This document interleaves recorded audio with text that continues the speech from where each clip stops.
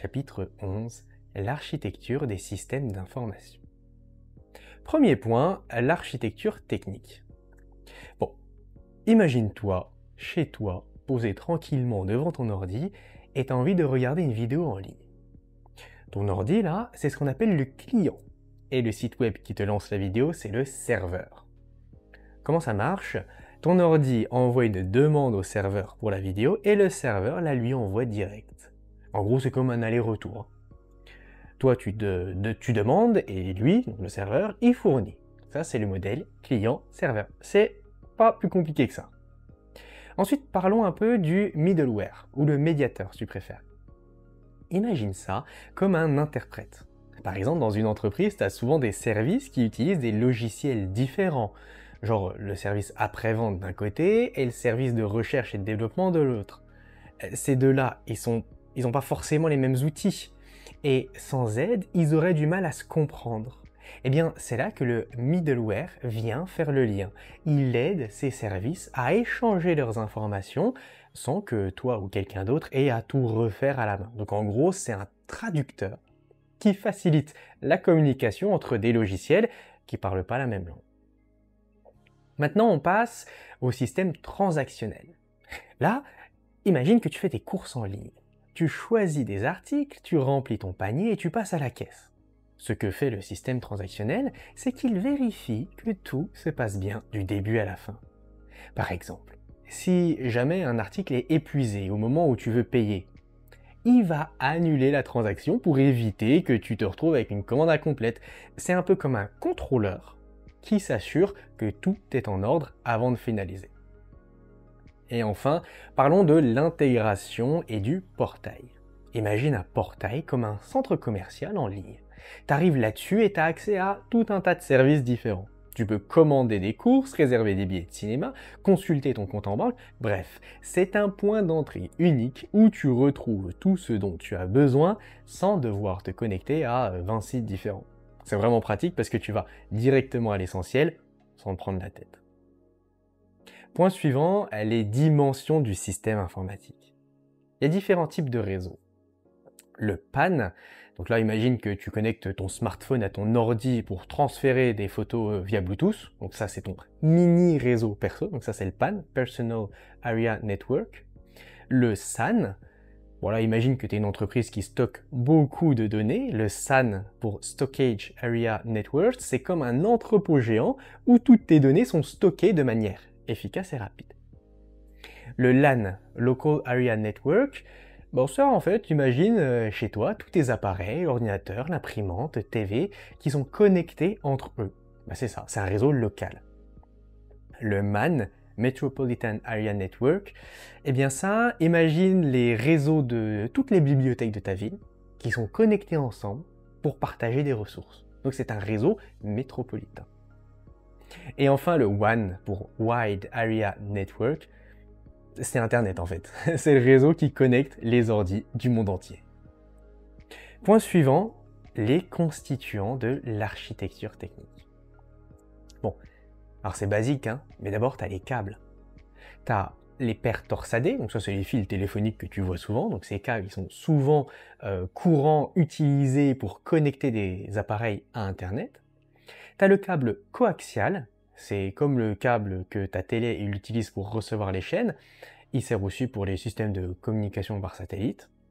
Et puis tu as la fibre optique, ça, si tu veux une connexion super rapide pour ton Netflix, eh bien la fibre optique, c'est ce qu'il va te falloir, c'est parfait pour les entreprises et les centres de données. Mais tu as aussi le concentrateur ou le hub. Donc un hub, ça connecte plusieurs appareils sur un réseau local partageant la vitesse entre eux. Imagine, tu organises une soirée et tu veux parler à plusieurs amis en même temps. C'est exactement le principe du hub. Le commutateur ou le switch, c'est comme un hub, mais c'est plus intelligent. Par exemple, si tu joues à un jeu en ligne, le switch donne à chaque appareil sa propre vitesse sans partager. Bon, en clair, il peut parler à tout le monde, mais pas forcément à tous en même temps, et il sait adapter son élocution à chacun. Le routeur, lui, c'est comme un agent de circulation pour ton réseau domestique. Il gère le trafic entre les différents appareils et il permet de te connecter à Internet. Point suivant, les éléments de sécurité de l'architecture. Parmi les éléments de sécurité de l'architecture, tu retrouves le firewall. Donc ça, c'est ton garde du corps en ligne. Il bloque et il autorise les connexions pour protéger ton réseau contre les intrus. Le serveur proxy. Donc tu penses à un serveur proxy comme un agent secret. Il cache ton identité en ligne et il filtre ce que tu peux voir. Donc par exemple, si tu veux accéder à un site bloqué dans ton pays, le proxy va te permettre de contourner cette restriction. Le VPN aussi. Imagine, tu es en vacances à l'étranger et tu veux regarder tes séries préférées comme si tu étais chez toi. Eh bien, le VPN va créer un tunnel sécurisé pour que tu puisses te connecter à ton réseau domestique depuis n'importe où.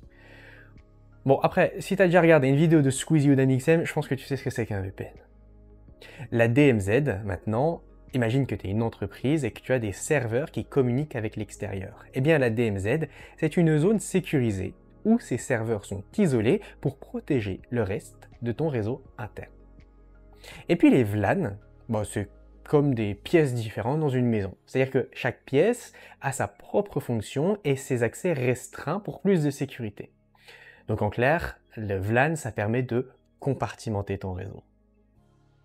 Point suivant, les serveurs. Il y a différents types de serveurs. Les serveurs de fichiers. Imagine un gros disque dur que toute ta famille peut utiliser. Sur ce disque dur, chacun peut stocker ses photos de vacances, ses vidéos de famille et même ses documents importants. C'est plutôt pratique, hein.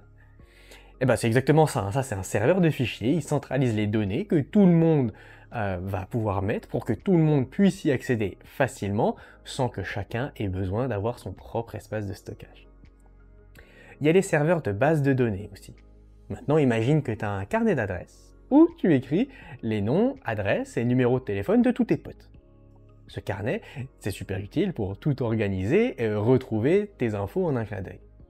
Un serveur de base de données, c'est la même chose, mais juste en version électronique, quoi. Il organise, sécurise et te permet d'accéder aux données facilement pour retrouver ce dont tu as besoin en quelques clics. Le serveur d'application web. Pense maintenant à une bibliothèque numérique. Tu as envie de lire un livre, alors tu demandes le titre et hop, la bibliothèque te le donne. Un serveur d'application web, ça fait un peu pareil, sauf qu'il te donne des pages web au lieu des livres. En fait, quand tu tapes une URL sur ton navigateur, le serveur il utilise un protocole HTTP pour te renvoyer la page demandée. Apache, par exemple, c'est un des logiciels de serveur les plus courants pour gérer ce genre de demande. Les serveurs de travail collaboratif, ou groupware. Imagine que tu travailles sur un projet avec tes amis et vous avez besoin de modifier et partager des documents ensemble. Un serveur de travail collaboratif, c'est comme un espace de travail commun où tout le monde peut modifier les mêmes documents en même temps. C'est super pratique pour éviter de se perdre avec plein de versions différentes et pour bosser en équipe sans être physiquement ensemble. Les fermes de serveurs maintenant. Imagine une seule grosse machine sur laquelle tu peux faire tourner plusieurs systèmes d'exploitation en même temps. C'est ce qu'on appelle une ferme de serveurs. Et ça sert principalement à la virtualisation. C'est comme si tu avais plusieurs ordinateurs virtuels dans un seul vrai ordinateur et qui te permet d'optimiser l'espace et les ressources. Et enfin, la grappe de serveurs. Donc imagine maintenant plusieurs ordinateurs qui décident de travailler ensemble pour résoudre un problème super complexe, genre un gros calcul scientifique. C'est une grappe de serveurs. En gros, chaque ordi apporte sa puissance de calcul et ensemble, ils peuvent faire des choses que chaque ordi seul ne pourrait pas faire. Hop hop hop! Si cette vidéo te plaît, sache qu'elle est issue de ma formation sur le DCG-DSCG. Sur cette formation, tu y retrouves toutes les vidéos de tous les cours, mais aussi tous les cours en audio et en PDF. Et puis évidemment, tout est mis à jour régulièrement. Et puis c'est même pas tout. Tu vas y retrouver des vidéos bonus pour t'aider à préparer efficacement ton épreuve, des fiches de révision, des flashcards et un accès direct pour me contacter si tu as besoin d'aide.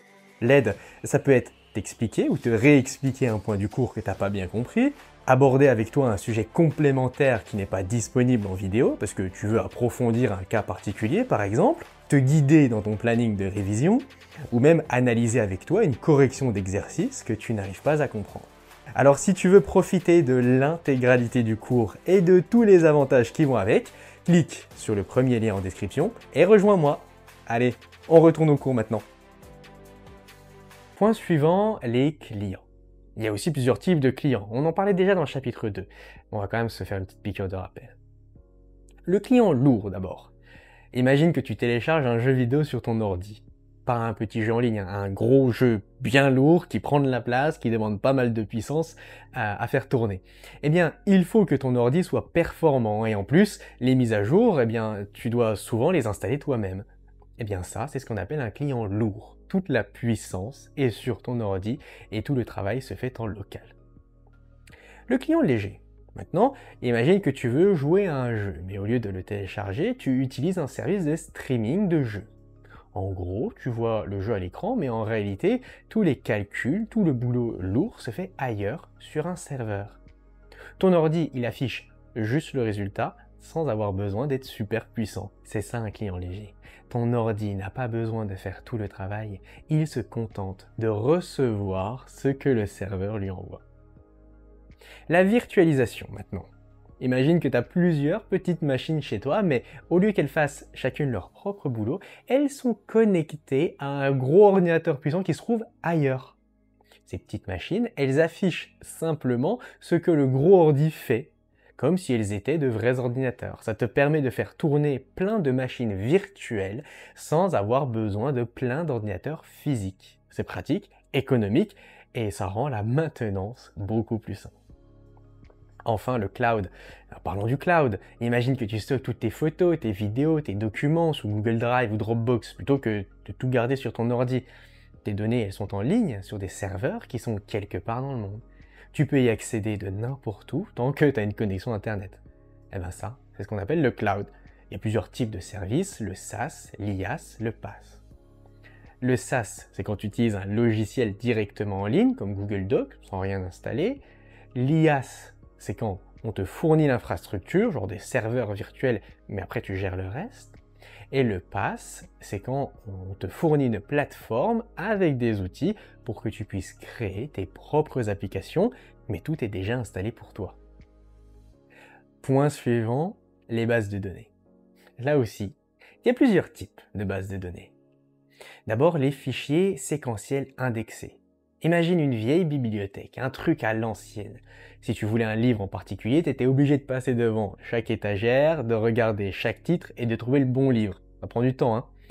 Et bien maintenant, imagine qu'il y a un index à l'entrée. Et grâce à cet index, tu sais directement où se trouve le livre sans avoir à tout parcourir. Eh bien, les fichiers séquentiels indexés, c'est ça. Les données sont rangées de manière séquentielle, mais grâce à l'index, tu peux retrouver ce que tu cherches plus rapidement. Les bases de données hiérarchiques maintenant.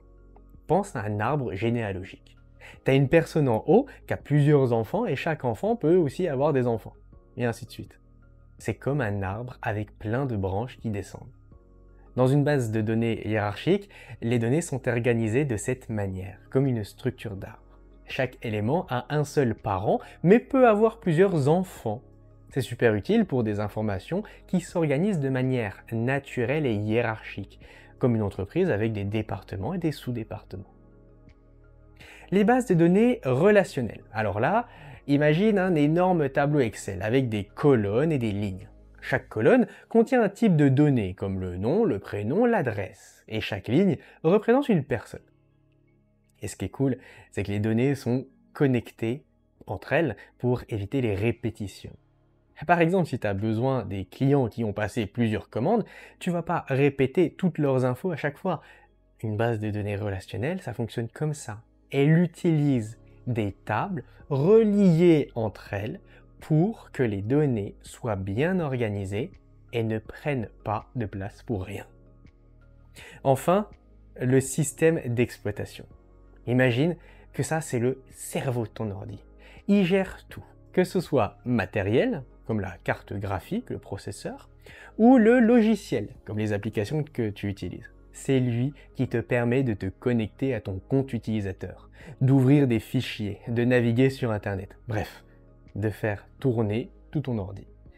Les systèmes d'exploitation les plus connus, c'est Windows, Linux et macOS.